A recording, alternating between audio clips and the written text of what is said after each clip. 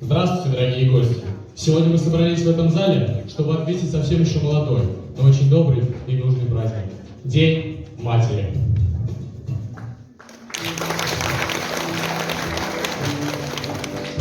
Мама, мамочка, сколько тепла таит это магическое слово, которое мы называем самого близкого, дорогого, единственного человека. И самым дорогим людям, нашим мамам, мы посвящаем этот день. Ежинский – день весной, а этот – полна осень. Просить тепла у солнца? Да нет, мы не попросим. Ведь наше солнце, мама, для нас всегда сияет. И с этим днем осенним ее мы поздравляем. С праздником вас, дорогие наши мамы! С Днем Матери! Оля, никогда не задумывалась, почему такие слова, как нежность, забота, ласка, красота женского рода? Потому что, Руслан,